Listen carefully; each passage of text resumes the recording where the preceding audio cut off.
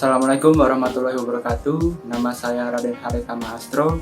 Saya dari kelas 12 MIPA 1, nomor absen 28 SMA Negeri 22 Jakarta.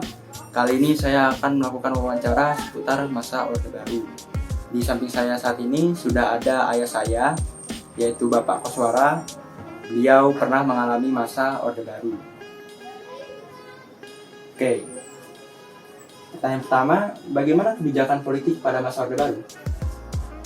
Dulu tuh kebijakan politiknya yang saya tahu, partai itu hanya boleh ada dua partai dan satu golongan yang ya boleh dibilang sebetulnya nggak jauh berbeda dengan partai, tapi mereka nggak mau menyebutnya sebagai partai, tapi sebagai sebuah golongan.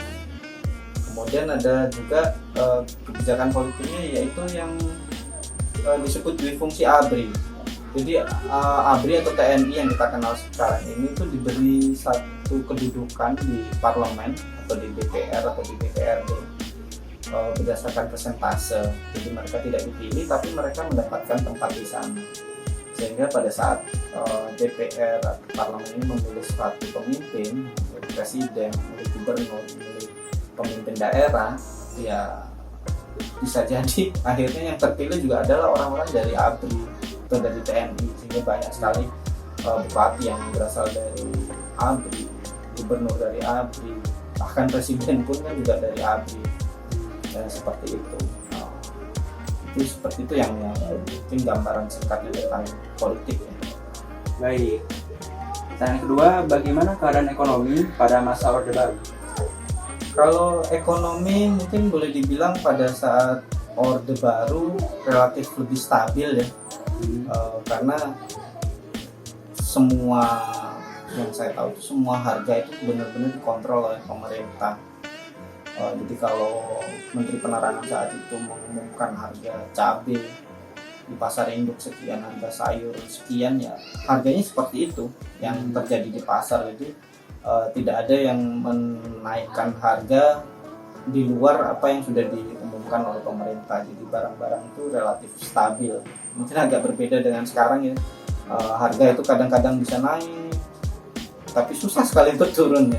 Nah itu mungkin zaman dulu mungkin lebih enak ya, lebih stabil. Itu kalau dari sisi ekonomi. Oke. Berikutnya pertanyaan ketiga, bagaimana keadaan sosial pada masa Orde Baru? Kalau sosial mungkin saya fokus ke menyoroti masalah pendidikan aja ya. Kalau dulu di zaman Orde Baru itu belum ada amandemen Undang-Undang Dasar yang mewajibkan 20% APBN itu digunakan untuk pendidikan. Sehingga dulu sekolah itu harus mencari dana untuk diri mereka, sehingga walaupun sekolah negeri kita tetap harus bayar karena sekolah itu harus berusaha mencukupi kebutuhannya. Jadi kita bayar SPP, bayar uang pangkal, bayar uang gedung, dan murid-murid pun juga harus beli buku sendiri. Mungkin jauh berbeda dengan kita saat ini ya. Mungkin ada yang sekolah di SMA sekarang nggak ada SPP, nggak ada uang masuk, nggak ada uang pangkal, bahkan buku-buku sekarang gratis ya dari pemerintah, karena hampir semua biaya sekolah itu ditanggung oleh pemerintah atau ditanggung oleh Pemda. Jadi mungkin boleh dibilang kalau untuk yang itu dibanding Orde Baru mungkin lebih enak yang sekarang ya, lebih seperti itu lah. Ya, oke. Pertanyaan terakhir nih, bisa ceritakan nggak akhir masa Orde Baru itu seperti apa?